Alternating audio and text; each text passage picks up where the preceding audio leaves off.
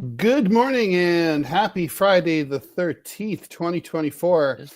I'm editorial cartoonist Ted Rall, and that over there is Robby West, aka Yep. Putinbot Gaming. Robby is sitting in once again for Manila Chan. Manila Chan is home, still sick, and out today. We did talk to her a little bit yesterday. Seems like she seems to have turned the corner. At least that was the latest thinking yesterday. We were urging her and badgering her to go out and score her some better antibiotics than the stuff that they gave her. But it told her that she'd start to feel better by yesterday, and I guess their prophecy came true, and she was feeling better. So inshallah, as the Syrian jihadis would say, she will be back here sitting next to me, well, in the Brady Bunch box here on the Ted Manila Information Show on Monday. We'll see what happens. She's much prettier than I am too, so that will do a lot for our viewership. Just saying. Well, yeah, I mean, she's prettier than me too, so maybe we should just have her picture on both sides. Or probably would like quadruple overnight. Everything within seconds. Oh, maybe that's what I should do. Just like make a video, just like her, just like dozens of Manilas coming out of a fireball. That'd be hilarious. Maybe we could like AI this so that we could make ourselves like. Can you make me look like Luigi Mangione? Challenge is accepted. I will see what I can do. All right, cool. That'll just be like my profile shot, like on everything, on Twitter, everything. All right, so you are, in fact, listening to the Ted and watching the Ted Manila Information Show, TMI for short, where we bring you way too much information.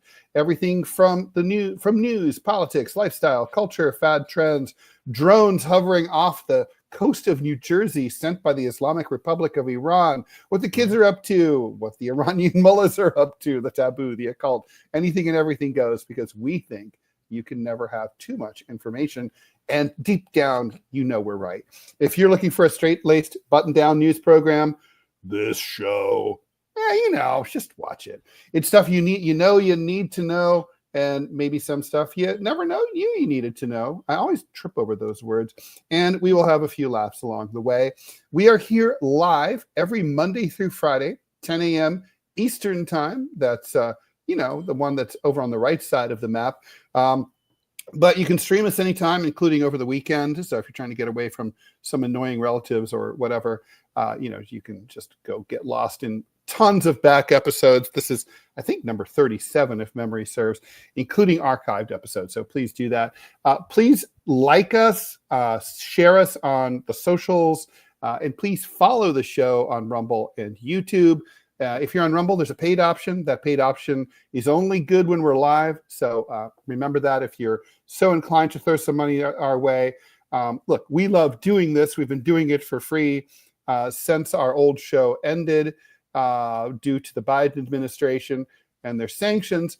And we will continue to do it for a while. But, look, it's not going to go on forever unless we can, start paying some bills with it. So that's just, is that a threat? It's not really a threat. It's not really a promise. It's just sort of a statement of fact. It is what it is, right? It is what it is. And, it's funny. A lot of people hate that expression, but I kind of find it quite useful. Yeah. Well, I'm a dumb hick in Montana. It is what it is. And what you see is what you get. And exactly. At the end of the day, in this nice, robust, excellent economy that we have, bullshit. We still have to kind of pay the bills, right? So there comes a time where you got to do it. And speaking of paying bills, for those of you who financially cannot contribute to the show, that is perfectly fine. Y'all can still help us. I am going through, and now that we have a library, I am dumping live videos over on YouTube at noon Eastern time. And so what you can do is go to YouTube, like them, share them, because frankly, the more views that we get, the higher up YouTube will push us, the more people can find us. Once you get 1,000 people over on YouTube, we start getting ad revenue. So you can help us out that way, and that is a massive help. Yeah, indeed. So let's do the news. If you like pinch your head together and you close your eyes and you think about the jaws, just think about the jaws. They're going, and the jaws might be back because the keeper of the jaws is Manila, and it would be ethnic and gender appropriation if I were to use the jaws here. It would be jobs because we're both white men, so we got to and we're terrified of being accused of gender, sex, or racial or disablest or any kind of appropriation of any sort. I don't even want to appropriate from myself. I'm scared. I'm myself in some way. Let's move on here. All right, let's talk about the news. Weird day. The Pentagon shot down, see what they did there? A congressman's claim that an Iranian mothership is behind the large drones spotted over New Jersey and other states in the region in recent weeks, Pennsylvania and Delaware also. While officials in the state of New Jersey are demanding a stronger federal response, stronger would be like more than none, in transparency in connection with the mysterious unexplained UAVs. Since mid-November, large drones of uncertain origin, by the way, when I say large, these are said to be the size of an SUV in some cases, which is kind of terrifying just thinking about these heavy bastards floating above us, have been repeatedly spotted in the sky at night over central and North Jersey, including near a military installation. I assume they're talking about Fort Dix there.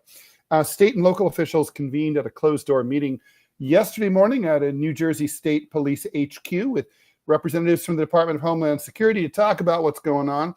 It's still unclear who's behind it, according to a DHS handout released by the mayor of Montvale, New Jersey. At this time, according to the FBI, there are no known specific or credible threats related to these sightings, the handout says. There have been reports ranging from 4 to 180 sightings a night. That, according to an assemblywoman in New Jersey, Dawn Fantasia, best last name ever, who attended the meeting. The drones operate in a coordinated manner and have not been identified as hobbyist drones or anything related to the Department of Homeland Security. Military is not saying anything about it. Several officials said following the meeting that they were not satisfied by what DHS had to say.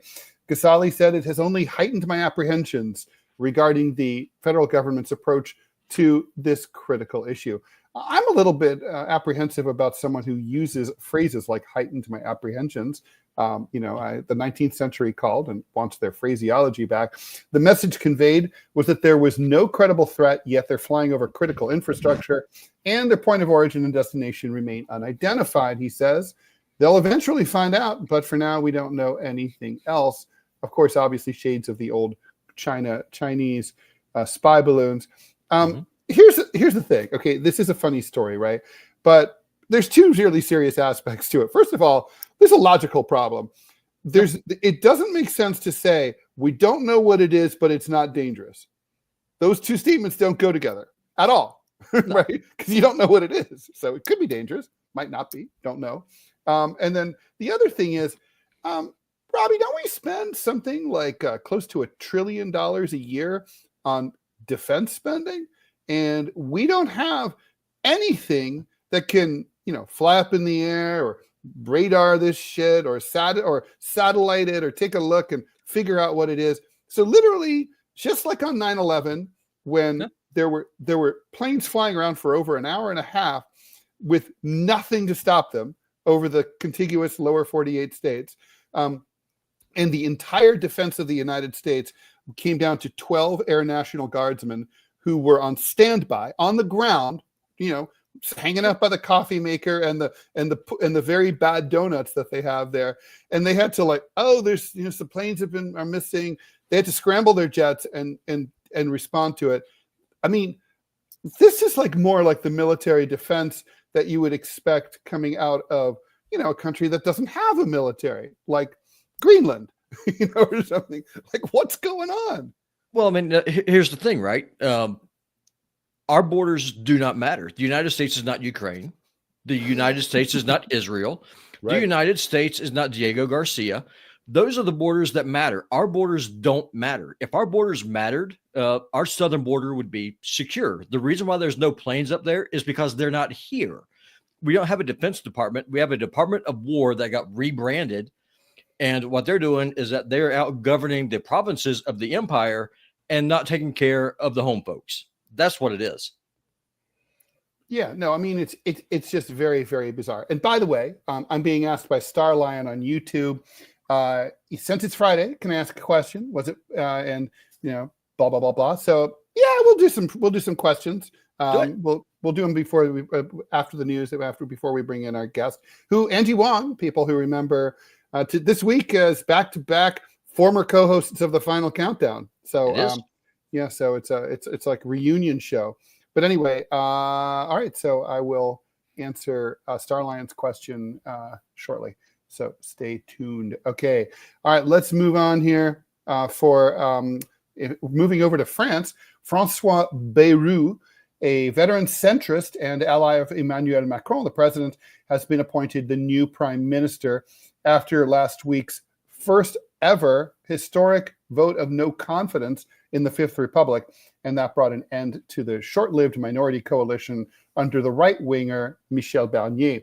Bayrou, 73 years old, is the leader of the centrist Modem party and a political heavyweight from southwestern France who calls himself a man of the countryside, former education minister and mayor of the southwestern town of Pau, which the name's ugly, but the town's cute, has been an ally and close confidant to Emmanuel Macron since he came to power back in 2017.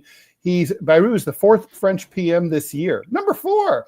What are they, Italy? As France has struggled with a growing political crisis and a divided parliament. Barnier's government was ousted last week after just 3 months. Macron wants to avoid something like this happening again. Jordan Bardella, he's the president of the National Rally, that's Marine Le Pen's far-right party, says he's not exactly going to go for a no-confidence vote right away, but he says the new PM has to understand that he still has no majority in parliament. Bardella says his party still has red lines on the budget, and the new PM must talk to all political groups. The ball is in François Bayrou's court, he said. Bayrou, a political veteran, has raised hackles on both the left, who says that he'll just continue Macron's policies, which is probably true, and on the right, where he's personally disliked by former President Nicolas Sarkozy, whom he ran against back in 2007. I don't think that really matters much. Politicians on the left had earlier criticized the choice of Bayrou, saying his appointment would mean continuity for Macron and didn't respect the results of the snap election, which he called and which the left-wing alliance won, even though it fell short of a majority. It got the plurality. Manon Aubry of Jean-Luc Mélenchon's left-wing La France Insoumise, also known as LFI, told Europe One Television her party's view of Bayrou. He's the very embodiment of Macronism. How is it that when Emmanuel Macron loses an election, he wants, at any price, to impose the color and continuity of his own politics? That does not work. Hear, hear, couldn't agree more. Mathilde Panot, who heads the LFI parliamentary group, said she would call for a no-confidence vote. Socialist Boris Vallaud, the Socialist Party used to be very powerful in France. They had François Mitterrand for 2 consecutive terms, but they are really, really gutted now. But anyway, Boris says that if Macron appointed someone from his own centrist grouping, it risked worsening the political and institutional crisis that the president had himself created. So I give this guy about 10 seconds before he's ousted. I don't know that he is going to be around to celebrate Christmas. I have a question for you, Ted, because I honestly do not know. What does it mean to be a right-winger in France? I mean, I'm a right-winger. No, in the American context, I think it's pretty fair to say that I'm a right-wing nut job. Right there. So is a right-winger in France like me, or what does that mean? What does that translate into? Well, obviously, look, it's a big country, and there's a full spectrum of politics from far left to far right, obviously. But Give me that a Cliff said, Notes version. But yeah, Cliff Notes version is it's not the same. I mean, for example, Marine Le Pen is the absolute most prominent far right person in French electoral politics. She believes in climate change, that it's being caused by human beings. That's not up to discussion. She believes in a strong social safety net that is backed. In other words, she believes in socialized medicine because that's like standard in France, like across the political spectrum. People don't believe in like sort of the total free market approach we have to everything here in the United States. So generally speaking, the 50-yard line of politics is much further to the left in France than it is here. And so you're going to see a very different approach there. So there would be, if you were, people there would probably not really understand your politics. Gotcha. Like, for example, there's many people who are skeptical of illegal immigration in France, but they wouldn't do mass deportations. They would say, okay, we do have a birth rate problem. We'll call. They're concerned about the culture, for example, about illegal immigration, because they sort of think of themselves as a Catholic country. It's kind of not true. Nobody goes to mass or anything, but they think they are. And so for them, like, a lot of these migrants come from Africa. A lot of them are Muslim. So they're like, well, France isn't going to be France anymore. They want us to be the France of buying the baguette every morning on our bikes and our cat in the basket, that kind of thing. That France is going, it's dying. And so they're worried about that. But yeah, the politics are definitely like I would say the Democratic Party would be a far right party in France. Like Bernie Sanders is a centrist in France. Jean-Luc Mélenchon, he won that election. He's a Marxist. He's a radical Marxist. There's nothing like that in the United States in electoral politics. Gotcha. So, like me, I wouldn't be able to go buy a rifle at a gas station. That is that's way to the right of France. Well, in France, they do have guns. I mean, they love to hunt. It's a very big thing. But, no one is going out. No one wants an AR-15. They're like, oh, I do. Yeah, they want a rifle to kill a pheasant. It's like that.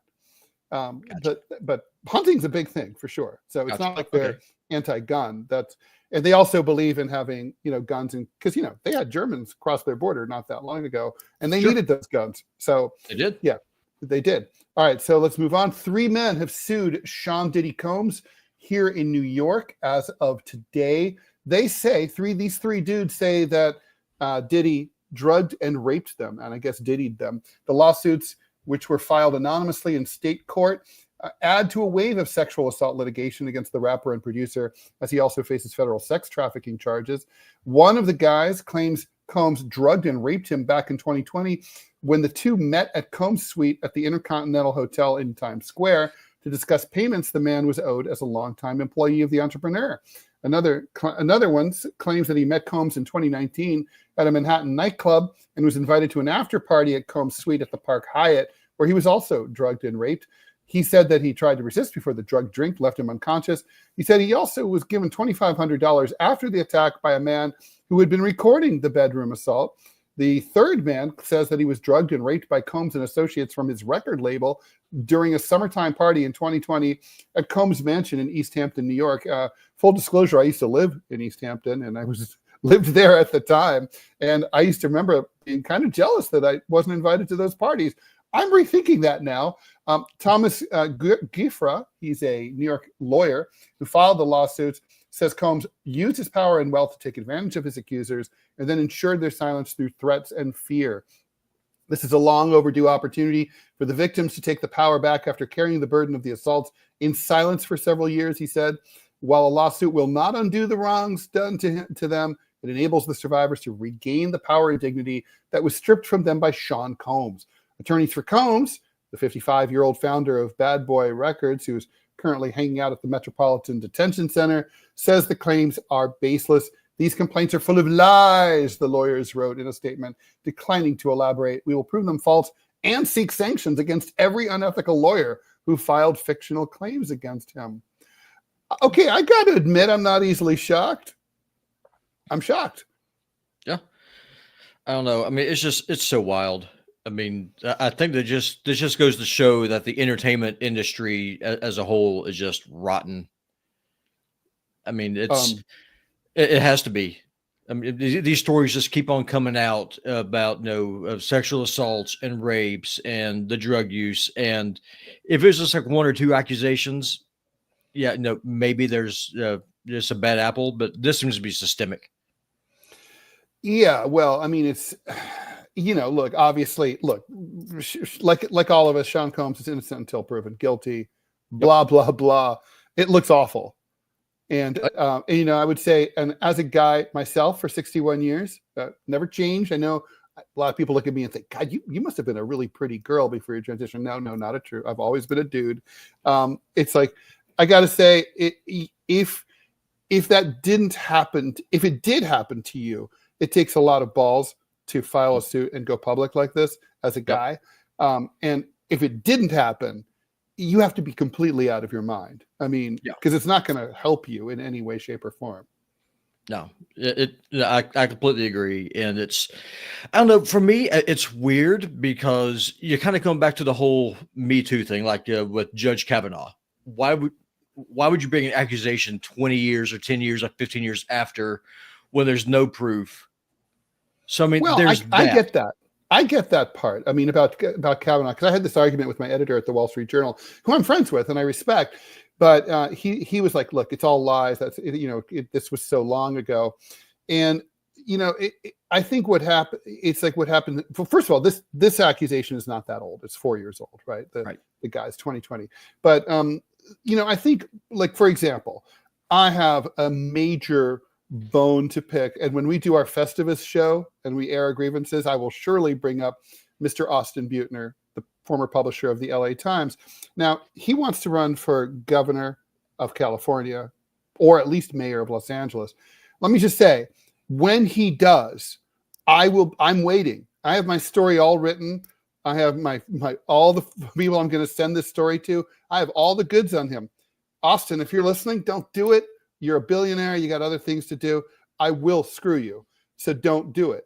But the point is, and people might say, well, why did you wait? This thing happened back in 2015, Ted.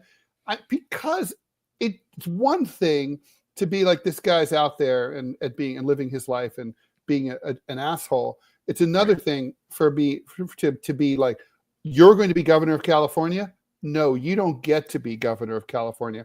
I think that's what happened with Brett Kavanaugh. I think Blasey Ford, right? She was like, it's one thing, you're a federal court judge. That's one thing. You're not going to sit on the Supreme Court without me saying my piece. I believe her.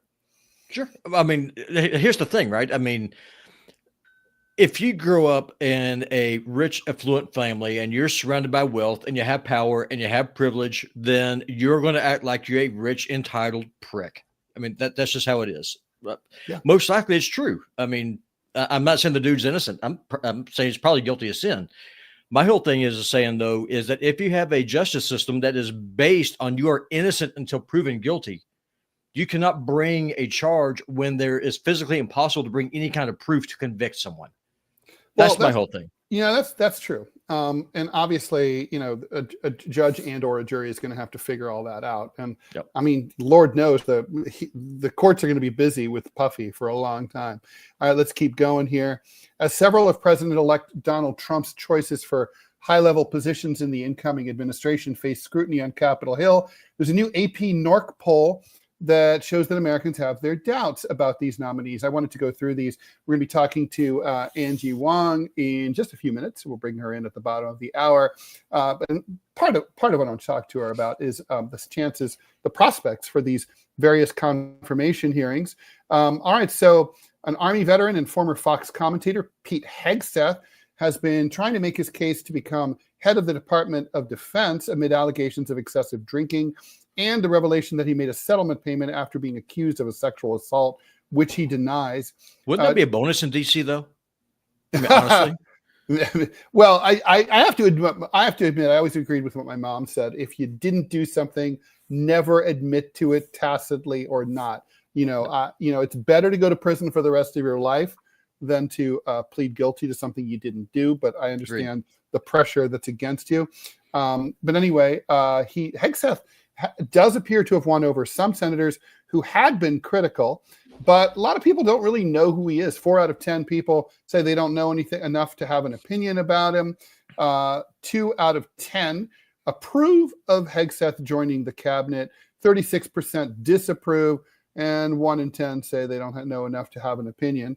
Tulsi Gabbard, who represented Hawaii in the House of Representatives for 4 terms as a Democrat, of course, was a Democratic presidential candidate in 2020, and she was a big surrogate in the Trump campaign for 2024.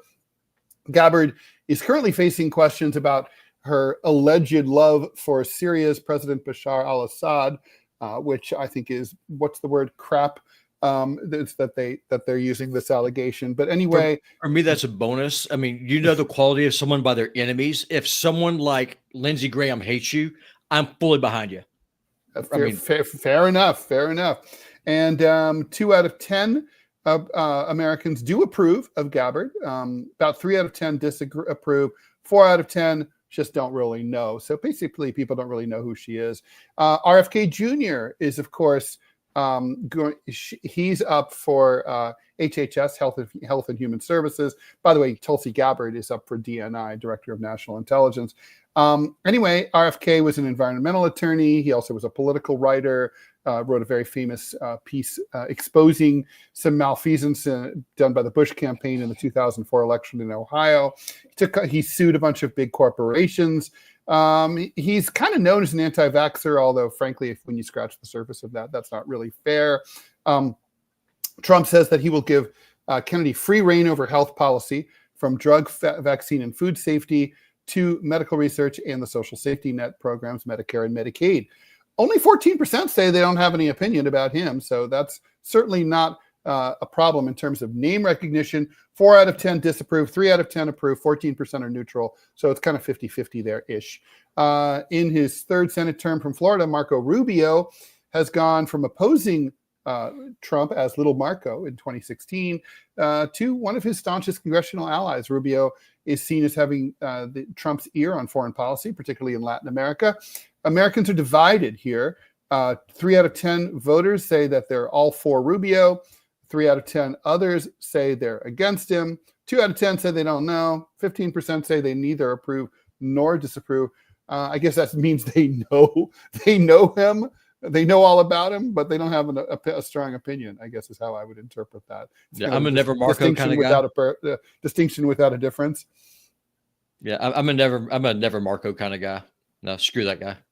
I don't like Marco Rubio either. I mean, I just think I'm always on the opposite side of these things. I'm like, wait, to me, the most controversial picks are the ones I like the most and are not controversial to me at all. Yeah. And the ones that are like the mainstream ones, like, oh yeah, Marco Rubio, Ron DeSantis maybe to replace Pete Hegseth at DOD, those are fine. I'm like, no, those are the ones that I don't like. No, if you're trying to drain the swamp, you don't keep digging holes and putting more water in. Indeed, you don't. And let's see if we have time for this other one. This one is a really interesting story. I think I'm going to keep this one. It's about rivers. I don't want to get behind. I do want to answer. Instead, I'm going to take the time to answer that question that we were asked earlier. So here's the question. Was it possible to fall in love in Afghanistan based on you being an outsider, how tribal and old-fashioned it is, plus there being a war going on? To quote Metal Gear Solid, can love bloom on the battlefield? Or Nick Lowe, who said, love is a battlefield. So to answer that question, first of all, that was not an issue for me. I was either attached or married every time I went to Afghanistan. So that was, I was not on the make. It's a deeply gender segregated society, even within families. So even inside a family compound, the brothers, fathers, male friends all hang out in one house in the compound, and all the sisters, moms, grandmothers, they hang out in another side. So all dating really takes place for the most part through family introductions. It's like sort of like 19th century England. So, you people, you don't really say, God, look at, I like the look of her eyes through the burqa veil.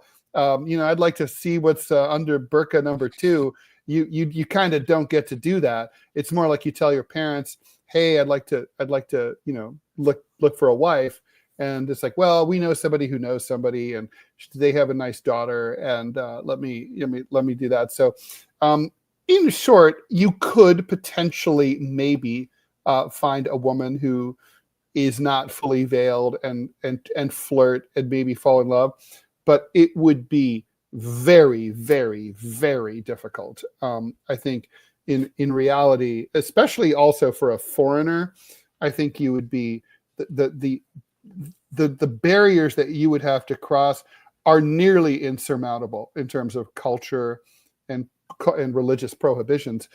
Basically, any woman who is hanging out with any unmarried woman hanging out with an unmarried man is going to be accused of adultery and possibly subject to being stoned to death. So that's a little harder than navigating Christian mingle. Yeah. Oh, you're frozen, Ted. Okay, I'm gonna fix that. I'm gonna hit the change my network, and hopefully that will fix it. God, that's so annoying. Is it still the case? Right. Yep, I have a nice still image of you. Awesome. You sound great. You sound fine. Yeah. So it's hey. All right, here we go. You talk, and I'm gonna. Okay, no, that'll work. Yeah, no, I mean it's an interesting question because when my wife and I, when we first started dating, now granted this is in the piney woods of Northwest Florida, so. It's definitely not the same thing. Like, it's not Afghanistan. We're here in America, but I mean, there's cultural differences. I'm a white dude, obviously. My family is as redneck as they come. My wife is, she's a black lady. And at our wedding, we didn't know, it was either be the biggest party on earth or it was going to turn into a race war. We had no idea which. My folks came in with Confederate flags. Her family all came in. And at the end of the day, it was a hellacious event. It was a lot of fun. Everyone got along. It was really good. I mean, it was a good shindig. I can only imagine what it would be like trying to go to Afghanistan, try to date somebody or meet somebody, but that'd be interesting. Well, I mean, I'm sure it's been done, but it I'm sure it has too. Let's go. I would try Kazakhstan myself. Just saying. Oh, well, God, the women there, holy crap, they're beautiful. It's like not unusual for them to be like 6 feet tall, startling purple eyes. They're all like models. It's insane. Let's bring in Angie Wong. Angie Wong Howdy. is my former co-host on the Final Countdown, and hopefully, maybe, I don't know if she has any dating experiences from Central Asia or Afghanistan. She is also the Republican Executive Committee woman for District 17 in the great state of Florida. How do I follow that? Like 6 foot tall supermodels. It's like, okay, Kazakh well, girls. hi, Oh I'm here. God. This is me. Yeah, no, hi guys. Nice hearing your voices again. It's so nice. It's been a while, Ted. I realize it's like I used to have your voice in my ear every single morning as I'm, waking up doing the news with you. I'm like, wow, it's like home. So thank you for having me on. Oh, thank you for being here. Oh, sorry. Wait, you got all the polka dots in the back now. This is a new background. Yeah, we're trying to spice it up. The dots are are Manila's doing. And Manila's out. I don't know if you've heard, but she has pleurisy and pneumonia. Oh, no. Yeah, good times. So, but apparently we talked to her yesterday, and she's seems to have turned the corner after over a week of medical system nonsense. So, hey, before we ask you about today's topic, we wanted to talk about the differences between Trump's first term and second term, like what we're likely to see, what will be the same, what will be different, any modifications, what he's learned, and how his team will differ and all that, which I'm dying to, but I'm going to put you on the spot. So what do you think of Luigi Mangione and the alleged shooter of the United Healthcare CEO, Brian Thompson? I mean, Yeah, obviously, this is a national. Everyone's talking about it. it is, you know, and it's really funny how we live in parallel news universes, because when I first heard this story, I'm thinking, oh, another New York City shooting. Okay, I mean, you know, Ted and I are both from New York City, so this stuff happens every 30 minutes, right? And I thought, okay, you know, yeah, this guy's dead, and you know, it was not that it was a random shooting. But then my daughter, who is in middle school, she questions me about it and how it's justified that he was shot. And I'm like, what's like the school that I'm paying way too much money I like for, your daughter. right? Going on and on about this, and she's telling me that I'm wrong, and that, you know, everyone needs to have health care, and you don't have to beg for your premiums to kick in and for service to be paid. You know, you're already paying for services. They're just not writing the checks, right? And it leaves a lot of people in pain, et cetera, et cetera. Look, ultimately, I have to say, killing is just wrong. My husband luckily backed me up and said, "Oh, you can, you know, you can do it other ways. You could sue them, and you could be a congresswoman, or you could do whatever else." But we all know those are like long-term pathways to change laws and find justice, right? If your back is hurting and you're completely crippled, because like the suspect here, he was apparently in a lot of pain. He couldn't have sex. He couldn't do normal functioning things, and it drove him crazy. Getting older now, I completely understand what that means, right? Like, I'm like, yeah, there are days where I'm like, ooh, maybe I can't, you know, lift the 250 pounds I used to lift. Never happened. But, you know, like, it just like, I get what's going on. So, you know, if this is a catalyst for change, man, this is weird. But it's only weird because it's happening in the USA. It's happening in Manhattan. If this happened outside of our country, this happens all the time. This kind of what I guess you would call social justice. But ultimately, look, I had to teach my kids killing is just not the answer, as much as you want this Obviously. person dead. Yep. It's just, you don't go about it that way. Maybe I shouldn't say this, but I'm like, you should have shot him in the foot or like give him a warning shot. You know, do it like the gangs do it. I mean, that is an interesting point. What would have happened if he hadn't died? Right. Because he's a man in charge. He's a man in power. He can change those rules. And I'm not saying, I mean, I understand that's a threat and it's violence, but I'm just, you know. Although ironically, I'm not even kidding, he was taken to a hospital that was recently kicked out of the United Healthcare Network. He was taken to Mount Sinai. The entire Mount Sinai group, as you know, is most of the big hospitals in New York, in Manhattan now. Yeah. He was taken over to the West Side. It used to be called New York Hospital, the Mount Sinai Hospital near Columbus Circle. And so if he had lived, he would have been out of network. He would have been out of network. Yeah, he would have had to pay. Look, what I don't want is for this to be the answer for other social justice causes, right? Mm-hmm. There's plenty. We're all frustrated. I could talk about insurance all day long. I mean, I pay more in insurance per month than I do pay for my car payments every month. That's how crazy it's gotten. Yeah. People trying to buy their first homes, second homes, whatnot. You can't do it anymore because the insurance premiums are so crazy that you would never buy a home over $1 million or, you know, even $500,000. You'd have to take out multiple policies just to cover your house. We can go on and on about insurance. That's got to get fixed. And I'm hoping that Congress will wake up to this, because we've allowed the capital markets to supersede just human kindness and taking care of each other. I get that. I'm not a social warrior. I'm not a justice warrior, but I do think that it's completely out of hand at this point, and we've let it go way too long. And that is our lawmakers. I mean, the temperature on the. Oh, go ahead, Ted. I was going to say, I mean, I wrote about this in a column this week. I think obviously I favor Medicare for all, but we're not going to get that anytime soon. So, I mean, as a reform, I'm suggesting that Congress say, first of all in-network should never be denied. If a doctor who's in-network is prescribing stuff that the company doesn't like, they should take it up with the doctor, kick them out of their network. But that shouldn't be the patient's problem. They're in-network. Also, they should be required to keep those lists that they have online of all the doctors that are supposedly in-network. They should keep those up to date. They don't. They're years out of date. When you call around, sometimes the doctors have died of old age. or they're retired, or they never took this health insurance, right? I mean, I'd say it's truth in advertising. If you tell me that Dr. Bob Smith is in network and I go see Dr. Bob Smith, you should pay me. You know, I mean, I don't mean like he dropped out last week, but like, you know what I mean? Like if you say this, then I should be able to count on that. That should be reliable. That should be your duty to keep that list up to date. It's to their advantage to keep it not up to date. I think Congress needs to make to regulate this industry. You know, I don't think you need to regulate them out of profitability, but within, you know, come on, guys, you're out of control. Yeah, and this is all ultimately about a profit margin, right? I mean, they've been pushing everyone to telehealth.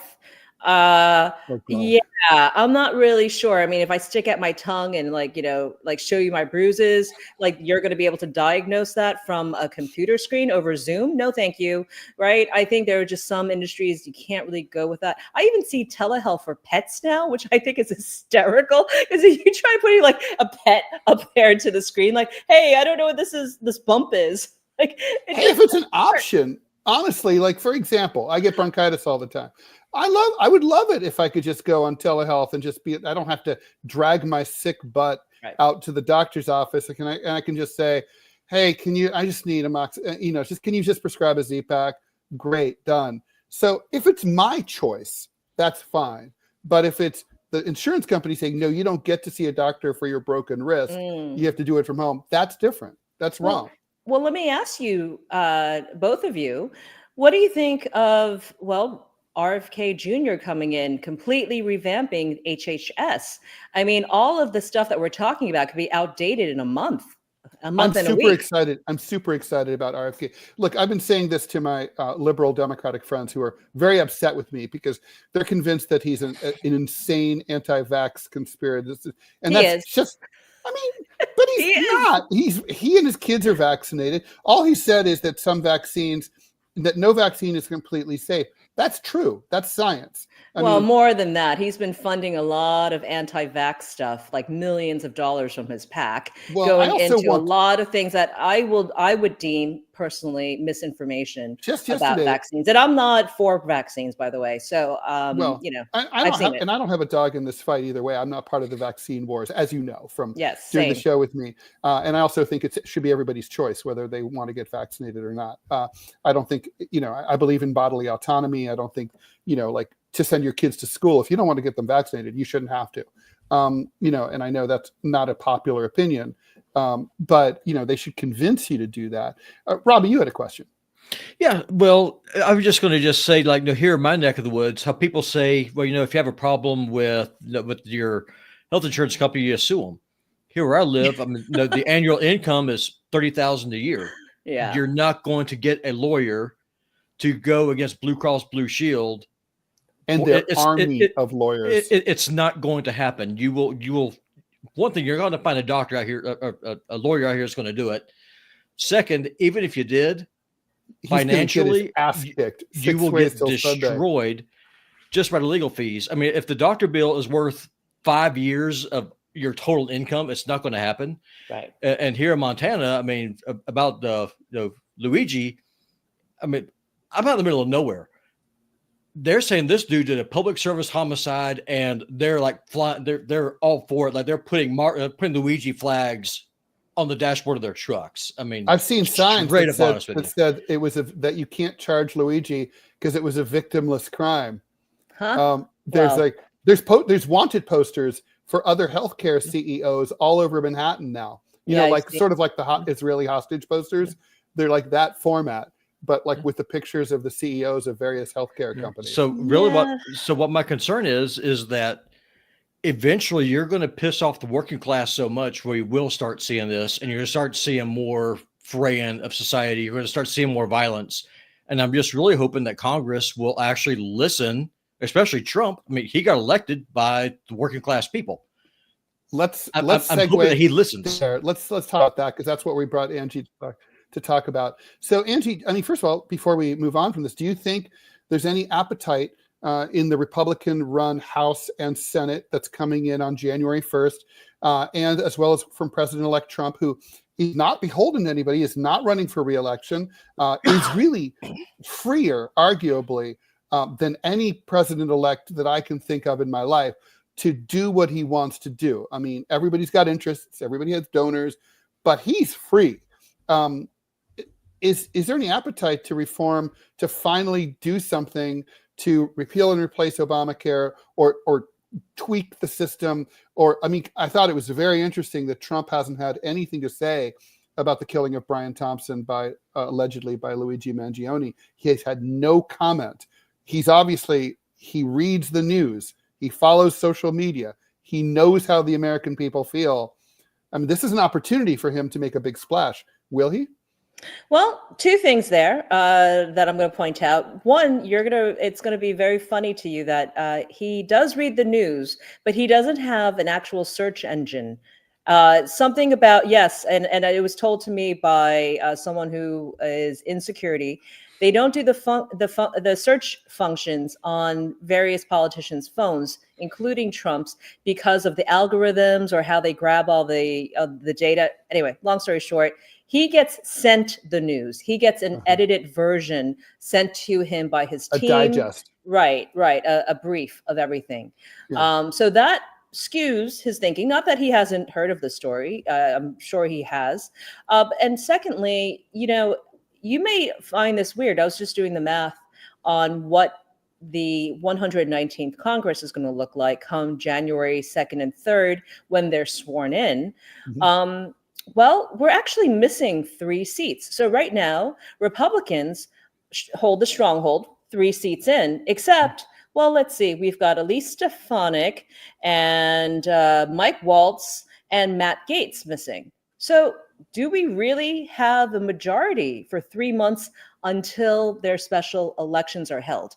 I believe their congressional staffers are doing stuff, but do they have voting powers? I don't believe they do, right? Because they're not getting sworn in. So no. I don't know. All right, so we might actually be even Stevens in the House for the first 3 months until April 1st, at least here in Florida, when they hold their special elections for the next congressional member. I believe I have my facts right on that. Wow, that's fascinating. Well, Trump may not have the first 3 months to pass things, right? All you need is one, congressional member on the Republican side to have what Manila has and sneeze, and then they stay home, right? And all of a sudden, Hakeem Jeffries becomes a very, very important person, right? So I think about that. And I think about also the news cycle for Trump, because we've said this, I've been talking about this before, and I think I said it on your previous show, Trump's going to get in trouble again, because everyone's looking for something. So he's got to push through his agenda in the first 100 days, like really, really jam it through in every single department, because with him, trouble's around the corner and he may not get through something, somewhere down the line. So there's But he can't be prosecuted while he's in office, right? I mean, no, I don't necessarily mean that. I just mean there's going to be a trip up as like in any White House, right? And I think he's got the right disciples to push through the entire Trump agenda. I think he has really, really good people on. I know there's a lot of, negative talk about certain cabinet picks. I'll leave it to the Senate hearing. I don't really know every single person there, but I think he knows what he's doing this time around. He's purposely skipping the GSM office entirely. Sorry, is it the GSM or is it the GAO office where the transition team, where the government pays for the transition? I forget. I get my acronyms wrong sometimes. Well, whatever that transition team within the White House is, he's like, no, thanks. I don't need your money. He's doing everything at Mar-a-Lago and in his Trump Towers, right? To do it behind closed doors. So there's no leaks. There's no that person's getting in. There's going to be a lot of surprises and a lot of protocols, because he understands there's going to be speed bumps along the way. Susie Wiles is doing a fantastic job clearing any sort of drama, any sort of speed bumps, and making sure that on day one, things are going to get done. So you're going to see a lot. Right. She's running the country, guys. I mean, I love that she is. I think she's so bright. She understands all the politics behind the scenes, and she doesn't listen to, the normal kiss-assers, right? She actually can see through people. I mean, she's got those super powered eyes that can see through all the BS in politics. So I love her. I love that she could do it. So she's going to get it done. And she knows where the riffraff slide. Look, she's been very good at keeping the clown car out of the White House so far, right? And I know I've completely skirted your question, Ted, but I will tell you that I really feel like this team is going to make things fly, because unlike the first administration, when Trump was trying to do the Washingtonian thing, he was doing the Hollywood version of Washington and the White House, right? This time around, he's like, I'm playing it my way. You tried to trip me up last time. You got all my people dirtied up. I'm kicking you all out. And that's what we're seeing. We're seeing the very first administration and the players in the first administration not welcomed back in. Look, Ted, you and I, we covered most of Trump's lawfare all of last year, right? All gone. Have you seen, I mean, other than Peter Navarro, I don't really see any of those guys making their way back into the next administration. Yeah, the closest that we have to swamp creatures in a big way now, I think, Robby, you might argue with me, is Rubio, and possibly if DeSantis comes in. But those are still not, well, DeSantis is not a Washington swamp. Rubio is. In my book, he is. He is. I mean, he's from my district here, and I'm not my district, but he's from Miami. And I like him. He played the game well, and he's a really, really smart, charming guy, and very funny. So maybe I like him based on personality. I don't know him as a swamp creature. And do you mean that he's like a neocon, or what do you like? What has he done that makes you think he's this guy? For me, it's a neocon, because whenever I'm looking at things here in Middle America, where I am, I'm in flyover country, right? Yep. So if you have someone that's concerned about, we have to turn Palestine into a glass plate. Let's drag this thing off in Ukraine for another 20 years, whatever, because he's all on it, right? Whereas I'm looking here and I see that Montana has the highest suicide rate in the country. The borders are wide open. The life expectancy is going down. Why, Mr. Rubio, are you not concerned about the people here? Where are you? Well, okay. I mean, and maybe that's not his job, right? As Secretary of State. I mean, I think there's a lot. But is as a senator of Florida, right? Sure, absolutely. And again, he's kept very quiet because I think he knew that he was going to get a position in, back then, a possible Trump White House. So he was playing it safe. I don't have a good answer for that because I didn't follow his career as closely as others. But I think his whole thing is, trying to make world peace, and he's got to make it right with Russia and Ukraine and Israel and, the whole Gaza Strip. That's his hotspot, as well as everything happening in China and Japan, and he's got a big world to take care of. I don't know. I think he's got a lot of he's forming a really good team. That's what it feels like anyway. A lot of young blood. Again, the number one requirement to be part of the next Trump administration is that you cannot be a lobbyist, right? You can't be a Washington insider. That's why this guy Pete Hegseth, that most people don't even know about, he's covered politics, he's covered Washington, but he's never been an insider. He doesn't want to graduate to be the next CEO of Boeing, right? He comes in from a very, very different perspective. And I think that's what, is the motivating factor to hire these guys. So we have a viewer question from Adrian. Do you think that Tulsi and RFK Jr. will get confirmed? Like, will the Republicans confirm them? Will the Senate hire them? I think Tulsi, because she has the chops for it.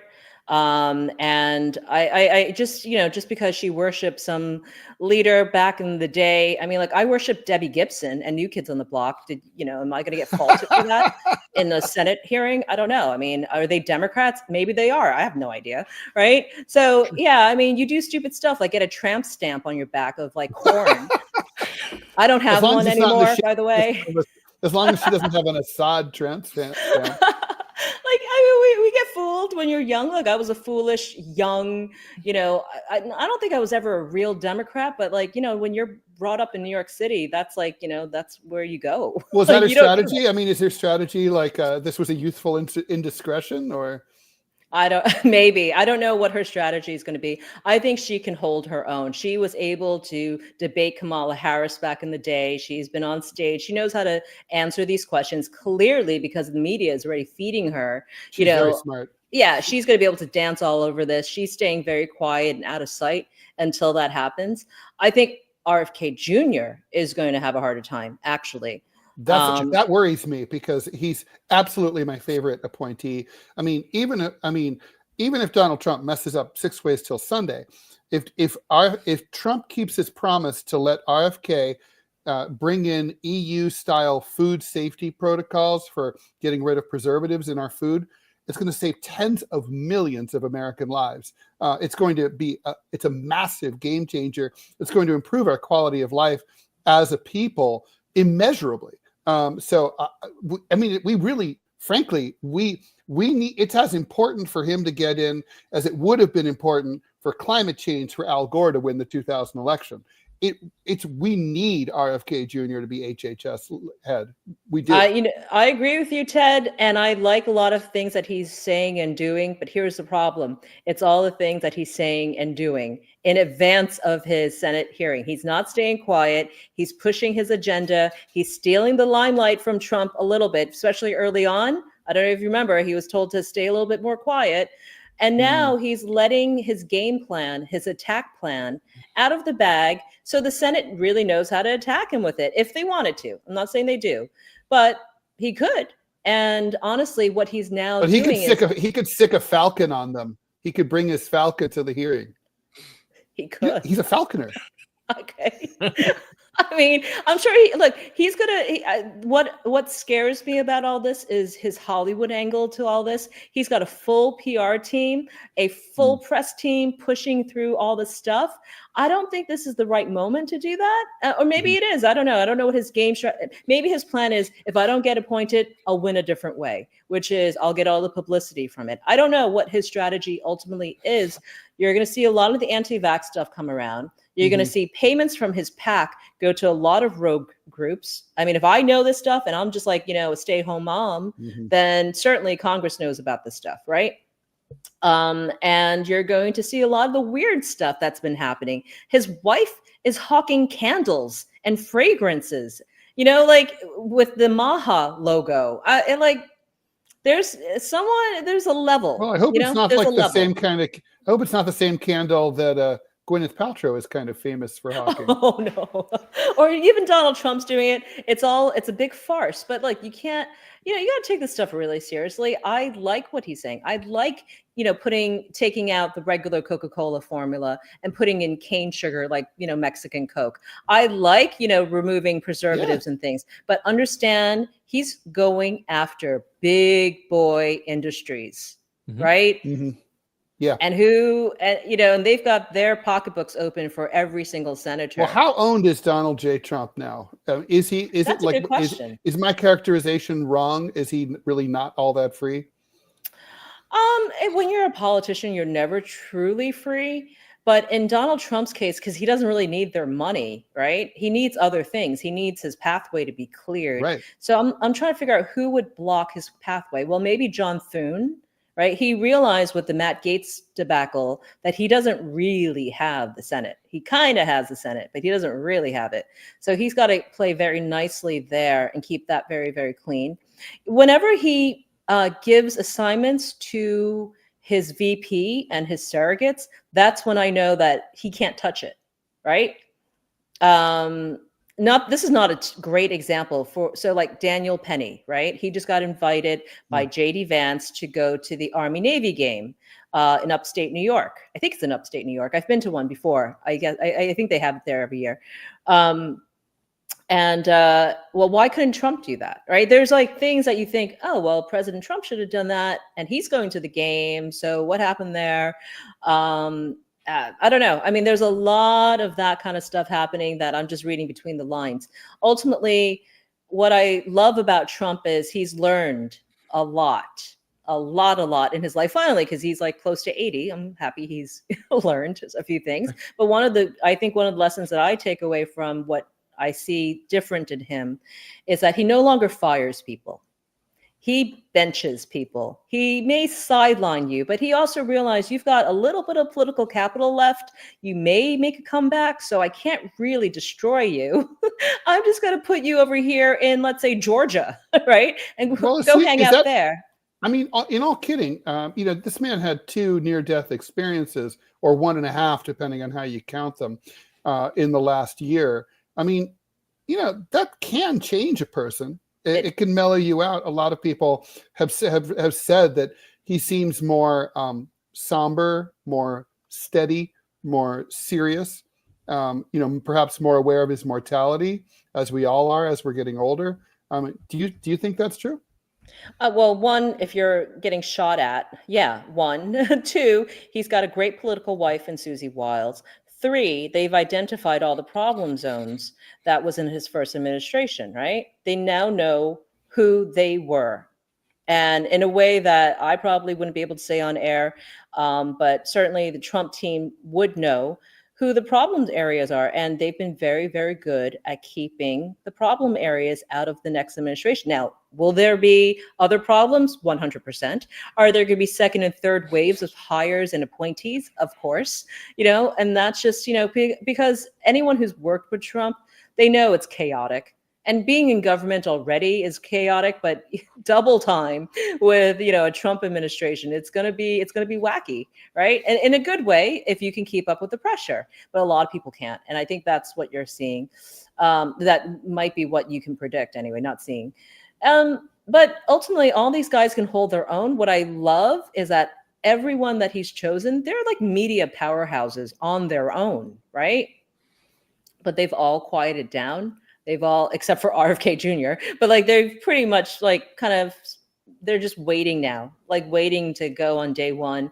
I think they're going to do a fantastic job. They're going to have amazing futures. And I think that's what he wants. He wants a full legacy of America first.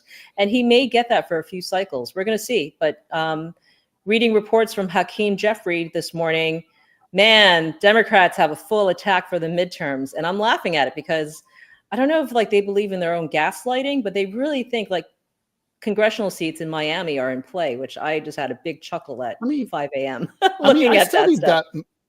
Angie, you're very good at this, better than I am. I mean, when I study that map, though, you tell me, I don't see a lot of opportunities 2 years from now for the Democrats. Well, I see what they're doing. I see what Senator John Fetterman of Pennsylvania, he's in a truly purple state. He's got to play a little MAGA. Right? He can't go full socialist anymore, like what they've been doing for a long time. I really hope to God that AOC runs for president in 2028. In fact, I want to donate to her now and get her, really champion for that one, because it's going to be a bloodbath on that. The Democrat, I don't think she'd be a fool. No, she's been teasing it. She's been talking about it. She would be a fool. I mean, they always tease it, right? It's to build up the brand. I mean, True. The thing is, progressives are mad at her. I mean, and if she doesn't bring progressives to the dance, she's going home alone, right? I mean, you can only fake it till you make it so much. The country went way too far left. Clearly, this was a referendum on the far left, right? I mean, I think we can agree on that in the autopsy of it. I mean, of the woke left. What's the difference? Well, maybe I don't know the difference. There's the class war left, which that's me. We're interested in economic issues, and then there's the woke left, which is all about pronouns and who calls who what, and so that's different. Identity politics, yeah. Mm-hmm. Okay. So I have a question for you. Who is the heir to MAGA? Is it going to be JD Vance? Is it Vivek? Me personally, I'm a Vivek guy. I love the idea. I mean, when Trump is out in 4 years, who's going to carry the torch? Who is going to be the America First leader? Oh, for Trump, for the Republicans? Just for the movement in general. If you are I'm a MAGA conservative, right? I'm not a Republican. The Republican Party left me years ago. I want our government to care about our borders the way they care about Ukraine's borders. I want the debt to be shrunk. I want government to be blown up. My biggest disappointment with Trump in the first term, I wanted him to go in and burn DC to the ground like the British did in 1812. That's me. That's what I want to have happen. Who is going to carry that banner for me? Small government. I can't call myself a conservative. There's nothing I want to conserve right now. I want to start over. Who is going to carry that? Close the border, shrink the government, all about civil liberty, and screw NATO. Who is that guy for me? Well, Trump's going to do it. I mean, But give for him 4 years. he's already doing it. He's not even in office yet. He's already doing it, right? You have all the world leaders scared of him. You have the founders of Google dining with him at Mar-a-Lago. You have Mark Zuckerberg, on his knees. Like Jeff Bezos is meeting with him. I mean, it's all happening because, well, the fractures are there. They know a new change is coming. And this one's going to be drastic. Give him 100 days. He's going to get a lot done. Now, after him? Yeah, after him is what I'm interested in. Is it going to be Vivek? That's who I hope. I want Vivek. I don't think Vivek has the riz for that. Maybe he does, maybe he doesn't. But you're going to see how these guys now elevate and graduate into their roles, right? Trump has given them all a chance to be the next MAGA leaders. Yep. And it's really up to them now. It's like the Hunger Games. Like they have to fight to see who's going to rise above it all and do it with class and do it with a kind of a populist mindset, right? Some of them are way too extreme, even for me. Like I think I'm a MAGA Republican as well, but there are like some really, really, really like over the top ones that I'm like, Trump really may be a singular figure, right? I mean, there's not many, a populist, working man's billionaire is not something that you get very often in America. The last time we saw one, he wasn't even a billionaire, was FDR, who was able to connect to the common man and woman. We haven't seen that, how do you replace maybe not replace, how do you build on someone like Trump? That remarkable, it's a remarkable personality and a remarkable package. It is. And there's only one Trump. And there's a lot of self-made billionaires these days, right? And a lot of them come from very humble beginnings. Not to say Trump he's from Queens. He was born and raised in Jamaica Estates. So, I like a very nice neighborhood. Yeah. A very nice neighborhood. Yes. And his father was very wealthy. But ultimately, he can sit at any lunch table. He can work, he can be a construction worker, a McDonald's worker, a garbage man. He could do all of that and be authentic. I mean, I think so. That's what I like about him. Yeah. The Republican Party, as well as MAGA Republicans, we're all going to evolve as well. It never stays static. I've never seen politics stay static for a long time. We might be fine for the midterms, but come 2028, it's going to be another trend because we've gotten so good at marketing to people, and I guess gaslighting is another word, to voters, that we can shape and twist and turn. And now that we've figured out the formula, which is what Elon Musk says, we are the media. Right? We shape the minds. We shape the appetite. We shape the environment that we're voting in. And when you can control that, and look at all the players involved here, Vivek, everyone's in tech. Yep. Then you see how much power is in that. So I'm not trying to skirt your answer. What's going to happen with JD Vance? JD Vance, again, he has to prove himself. Right now, he is, will Donald Trump, we saw what happened with the Democrats in this previous cycle, Angie, right? Where Kamala Harris, either rightly or wrongly, was sidelined by the Biden White House for 3 years. And basically, we never heard hide nor hair of her until Joe dropped out and she became the man. Right. And the point is, and that was the number one problem for her. Nobody knew who she was or what she'd done because she hadn't done anything and nobody knew her. And so and she wasn't really willing to open up like instantaneously, like Gerald Ford becoming president after Nixon, he was a very open guy. And like she didn't have that personality.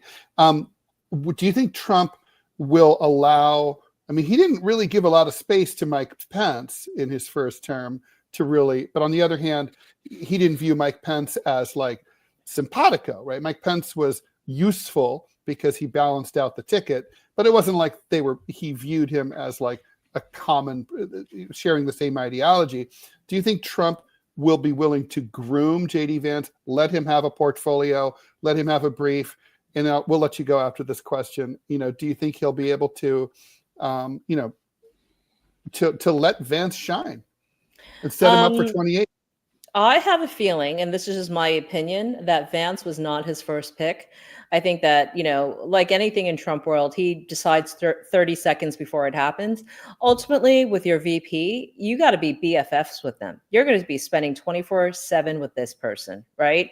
And I think JD Vance was chosen because of his sunshine personality. He's very warm and he's smart, but as far as experience goes, he's a first term senator. He doesn't have that type of experience in government. So I think he's got to prove himself to Trump that he's been given the golden key.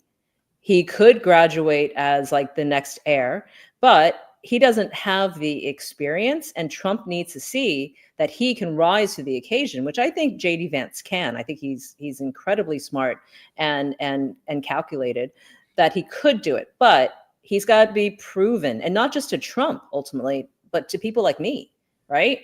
I'm keeping an open mind. I like him a lot, but I don't know anything about him. And that's the reality of things. And neither does the American public. And again, every single day, even this morning, the political winds have shifted. And will it be going this way or that way? So it's too soon to tell. But I mean, JD Vance has a secured future, 100%. It's whether or not he rises to the occasion to be the next MAGA king. Right. Right now, he's not quite even a duke, but we'll see how that goes. Angie, thanks so much for joining us. Angie Wong is former co-host with me on the Final Countdown, and she's a Republican Executive Committee woman in District 17 in Florida, and a long-standing observer and sometimes insider in Republican politics. So, Angie, thank you so much for joining us. Super smart lady. Bye, guys. See you soon. Bye. All right. Bye. All right. So let's go ahead and wrap it up here. Thanks, everyone, for tuning in. Thank you to Robby West, a.k.a. Putinbot Gaming, for your support and for moderating the chat. Go check out Putinbot Gaming, the channel, as soon as you can. Please subscribe over on YouTube. Just follow us. It's free. On Rumble, you can subscribe. It's also free. Or you can become a paid supporter for $5 a month. Or you can just make a one-time payment, or I shouldn't say payment, donation would be the right word. If you like what you see and you find any value in what we're doing, we really appreciate it if you can help us support our work. Also, bear in mind the same message to other people that you see YouTube, Rumble, and other places that you support their work. Odds are you're probably not subscribing to as many magazines and newspapers as you used to, so that frees up a little cash even in these difficult times to do that. We're fully independent. We rely on you to do this. Please subscribe, support independent news and content.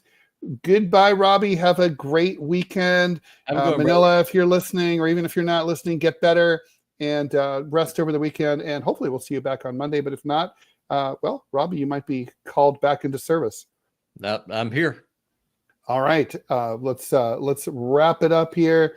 And we're going to roll with the outro. Bye, guys. Bye.